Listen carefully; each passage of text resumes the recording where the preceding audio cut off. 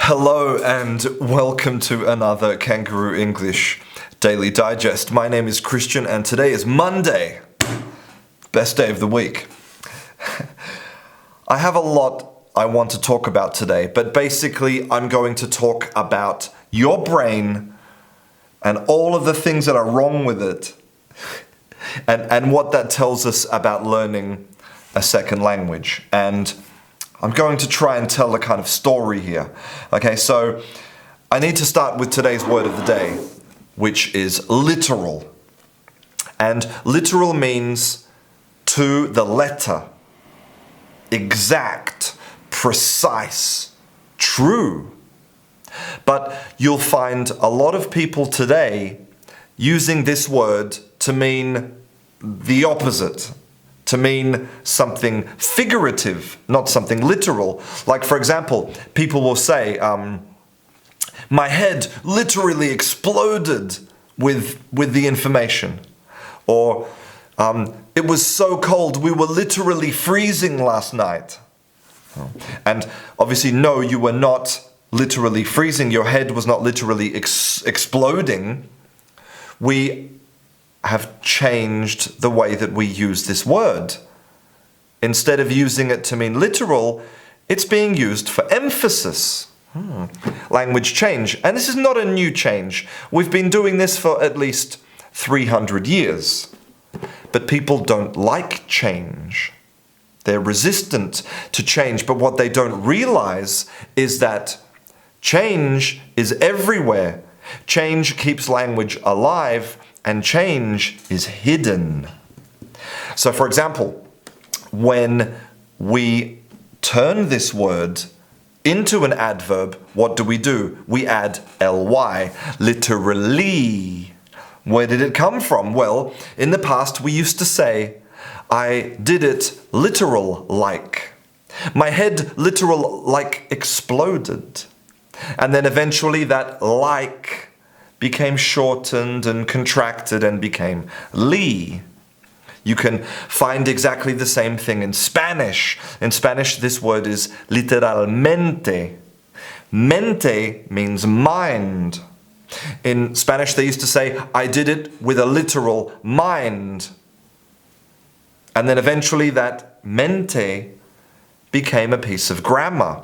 This is a process called grammaticalization, where words become pieces of grammar. And it shows that things are hidden in language that we are not even aware of. And this brings me to this first piece of research, which is a new cold feature-based handwriting analysis for ethnicity and nationality identification.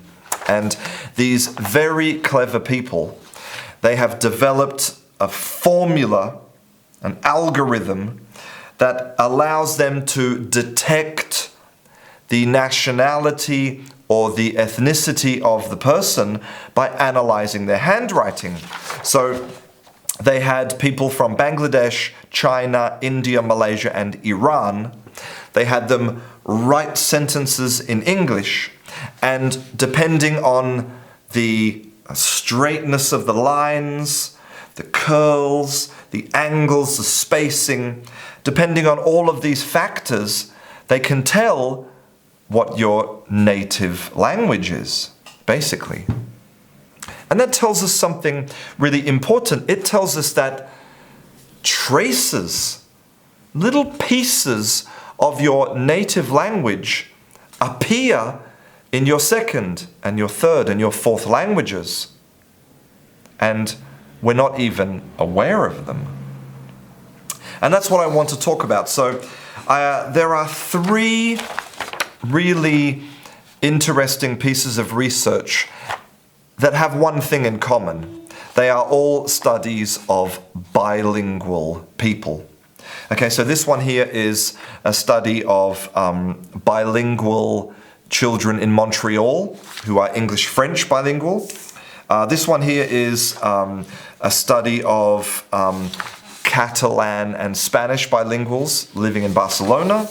And this one here is about adopted children with a Chinese background who go to live in Sweden.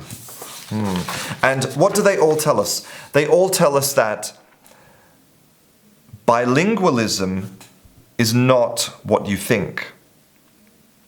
So imagine you're a bilingual child. You grow up in Montreal. You're exposed to English and French. Maybe your dad speaks English and your mum speaks French. You go outside. Some shops are in English, some are in French.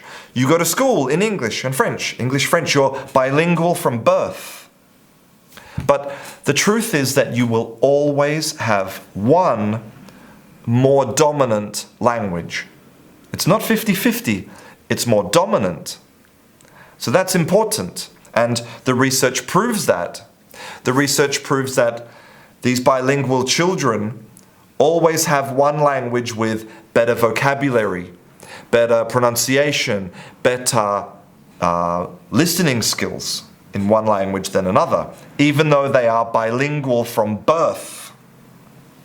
But what's really interesting is that they also tell us how this works and why this works. And it's called interference. So basically, we don't have this kind of equality in the brain where both languages exist perfectly in harmony. Actually, your other languages, your second and third and fourth languages, are built on your first language. It's like your first language provides the structure for all of the other languages you learn, and that can cause a lot of interference. I kind of talked about this before. So, if you want to learn this is a dog, by the way. If I have this idea of a dog in my mind, and I know the word dog in English, which is my native language, that relates directly to the symbol in my mind. And then when I learn the word dog, perro, in Spanish, what I want to connect the word directly to the symbol, but it doesn't work like that. I connect perro to dog, and then dog back to the symbol. So this, my first language, interferes with my second, third, fourth languages. And why is this important? It's important because part of being successful at learning a second language is understanding these limitations. Now, I get accused by other teachers and other students of basically promoting laziness. So, for example, from their point of view, if I say, right, you're not going to have a native accent, so don't waste your time trying. What they think I'm saying is, you shouldn't try at all to improve your pronunciation. You shouldn't try at all, because you'll never have a native accent. That's not what I'm saying. What I'm saying is that you need to have realistic and achievable goals. For example, I am 40 years old. I am not a very fit person. For me to have the objective of being Usain Bolt is just ludicrous. It's a waste of time because my biology prevents me from doing that. I'm too old, I'm too short, I don't have enough muscle, I'm never going to be Usain Bolt, right? And when teachers encourage students to become like a native with native pronunciation and native grammatical structures and native listening skills, it's an unrealistic, unachievable goal because of biological limitations. And so what it means is students fail. They give up because it's just never going to happen. It's impossible. So I'm all about realistic goals. And what I'm saying to you is, it's really hard to learn a language. Really, really, really, really hard. You have to work super hard. But you don't want to be like a native. You just want to be an excellent user of English. I'll see you in class.